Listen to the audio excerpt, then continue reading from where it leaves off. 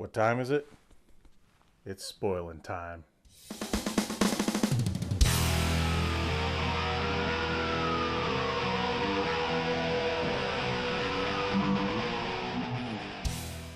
Hey everybody, I'm Gino Reynolds from The Real Gino. Today we're going to be talking spoilers, and today's spoilers are for Rogue One. Now that everyone's had a chance to see this movie, we can have a little discussion on what worked and what didn't work, and we can actually talk about why.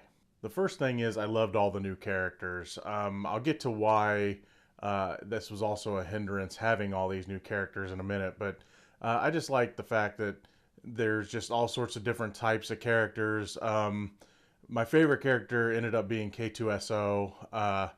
The fact that they gave a droid, other than Jyn Erso's story, they gave the droid the best character arc change.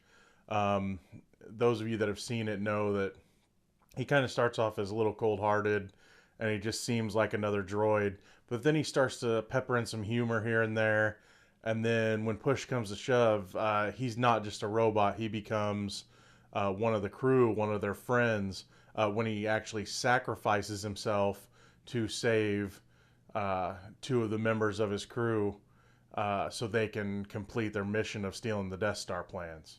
I thought Alan Tudyk was perfect for the role. It was nice to see a droid not just be something that's there, not a stupid battle droid or just a protocol droid or something like R2-D2, which I always like R2-D2, don't get me wrong, but it was nice to see a fairly free-thinking droid that can also kick a little ass. For the most part, I like the story. For those that don't know, the story of Rogue One is that it's them stealing the plans of the Death Star. It's the crawl from Episode 4 where it says the rebels have gotten their first victory against the Empire. I will say that if you've seen the trailers for this, you might have how there's a weakness in the Death Star happens. I saw the trailer. I try to avoid the Star Wars stuff, but I was in a theater and I saw it, and it said the dad says, I'm building the Death Star. And it's like, oh, he's gonna be the one that sneaks in the port, and sure enough, that's what it was, which is fine. I'm actually okay with that. It's just I wish they wouldn't have put that in the trailer. When it comes to the action, this is some of the best Star Wars action there is in any of the movies. It's very warlike. It's kind of a dirty, gritty war, especially when they get to the beach fight and everything else. It's just I love the perspective, especially when the AT-ATs come up and they're trying to fight the AT-ATs on foot, and you just see how big them things really are. That's kind of cool. And just the action in general. I mean, there's lots of good hand-to-hand stuff. Donnie Yen's character, who's like he's a Force monk. He doesn't have any Force power. He's not a Jedi. Doesn't have a lightsaber, but he follows the Force anyway. And I just loved his character that, he was just totally devoted to the Force, and he knew how to kick a little stormtrooper ass. This point that I liked is kind of debatable with a lot of the people that watch this movie. A lot of people think this is too much fan service. When characters from Episode 4 would show up, and I'm not talking about the CG characters, I'm going to talk about that in a minute, but when R2-D2, C-3PO show up for a second, I was cool with that. When the guys that, the I don't like you and he doesn't like you either guys from the cantina show up, I thought that was funny too. It made me laugh. So I had no problem with the fan service like that. I mean, people are like, well, how did they get here or there? There's light speed travel in this universe, kids. So, I had no problem with that. Them being on a different planet shortly. Who knows exactly how long. There's days. And they could have left right then and there after they bumped into the rebels. So, I was fine with all the cameos and stuff like that. To bridge the stuff I liked and the stuff I didn't like, we're going to talk about Darth Vader. Don't get me wrong, I love Darth Vader in this movie. I could have used just a little more, maybe one more scene. I was happy they didn't overuse him, because if you think about it, if he were there at the last battle, the rebels wouldn't have won. I mean, especially with what happens near the end of the movie. But when he is on screen, it's great to hear James Earl Jones' voice, just like whenever you watch Rebels and you hear it. there's just no one else. I mean, there's other people that can do the voice and they do fine, but you don't want to hear other people do the voice of Darth Vader. You want to hear James Earl Jones, and you get it.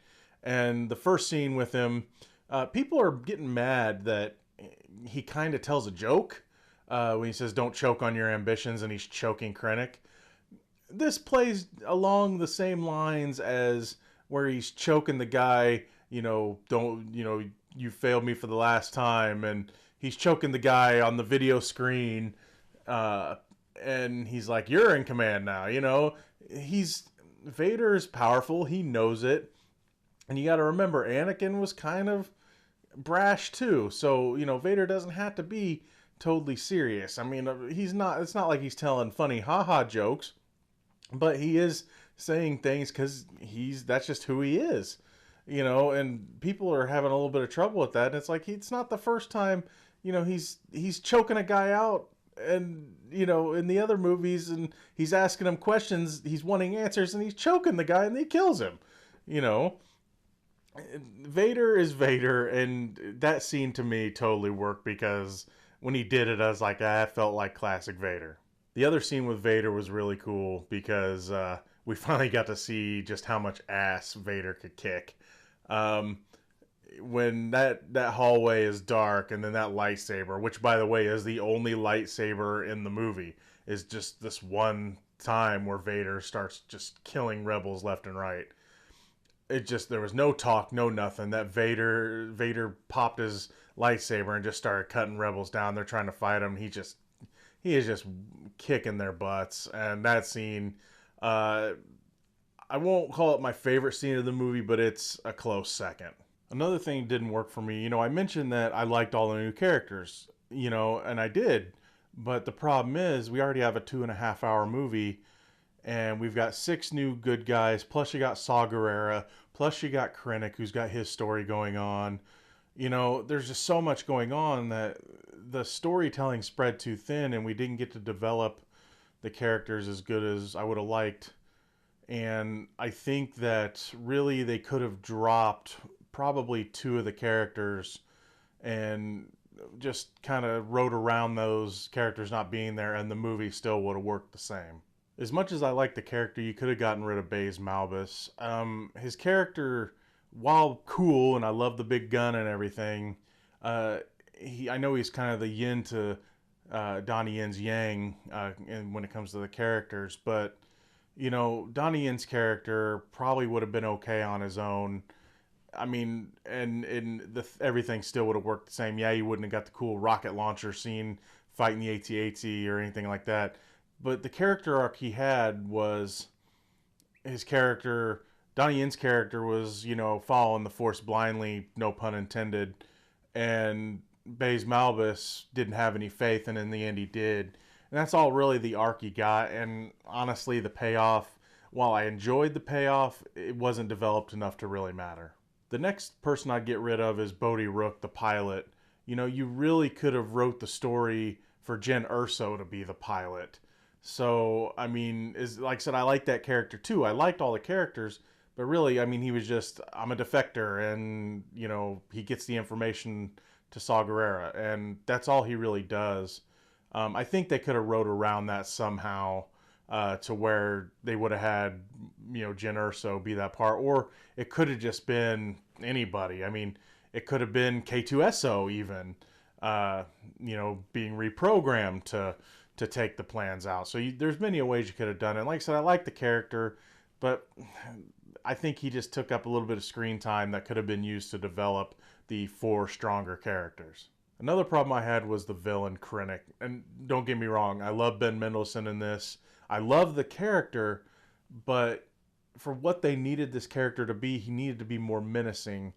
Because I was fine with the fact that he was kind of, he was getting passed over by Tarkin, and he was kind of weak and sniveling. But then it comes to a part in the movie near the end where he needs to be menacing. He just doesn't come off as menacing. And then he goes out like a punk, basically. So, I mean, granted, they were smart having him flanked by the Death Troopers most of the time. But just having him, he needed to have, if he's going to be weak for part of the movie, it would have been fine. I think he should have had a mean streak after Tarkin maybe took he took the Death Star away from him basically. I would have loved to have seen him have a mean streak while he like murdered some of his own people or something like, and saying, I'm taking this back, and then I would have believed in him trying to be menacing near the end of the movie. But they didn't do anything. He was just kind of weak. He got choked out by Vader. He got the Death Star taken away from him by Tarkin, and then all of a sudden he's supposed to be this horrible, mean enemy. He started off great because he took his Death Troopers and took Jyn Erso's dad, but after that, I was not threatened by him at all. Next, I want to talk about the CG characters. The first one being Tarkin, which, as much as I love Tarkin from Episode 4, and Peter Cushing is perfect and he is just so menacing, and he was everything that Krennic wasn't. They should have recast, or really they could have worked around it, and I thought they were going to, because when you first see Tarkin in this, you see him from behind, and that was fine because if you can't see their face, it works. But then when Krennic walks up to him, you see Tarkin's reflection in the glass of the starship that he's looking out of, and you could see it, and it's kind of blurry and kind of distorted, and it's like, okay, this could work. This could really work, and this is the way they're going to have Tarkin in there. He's going to say a few lines. He's never going to turn around, which, he has that kind of attitude anyway. He shouldn't have to turn around for anybody. And that would have worked really well. And then again, he turns around, and then he starts walking around, and he gets up in Krennic's face. And, as I said in my review, this isn't, Tron Legacy Clue awkward, because the CG has gotten much better, but still, humans mixing CG humans with real actors isn't good enough yet. They really could have put prosthetics on someone and done that, or just worked around it, like I mentioned, just showing him from behind or something. Because why should he have to turn around? I think fans would understand that. Like I said, I thought it was fine, but I would have rather than recast, because the CG isn't good enough yet. Maybe someday it will be, but you can't, just like we complained about this, all the CG versus practical effects. Now they're using CG to do this, and I understand why they did it, because Tarkin is so iconic, and I get it. But if you're gonna recast Mon Mothma and other characters, you should have at least worked around it or recast Tarkin. And the same goes for the end of the movie, which of course they show Princess Leia. If she would have just sat still and not said a word, I think it would have worked, because if it's not moving and you only show it for a little bit, or blurry or something like that, it would have worked. But then she said something about hope, and then the creepy smile. And that was the last shot of the movie. She kind of throws that little smile, and I'm like, oh, is that really how you're going to end the movie? Especially after this followed the Vader, murdering rebel scenes. Because the movie ends like right where New Hope begins, pretty much. So, right when Leia gets the plan. So, having that be the last shot was a little weird for me. Well, that's going to do it for the maiden voyage of Spoiled. I hope you enjoyed this. I plan on doing a few more of these if there's movies to talk about that I really want to delve deep into what I can't talk about in reviews. If you like what you've seen here, please subscribe to the Real Gino YouTube channel. Feel free to comment below and give this video a like. I'm Gino Reynolds from The Real Gino. Until next time.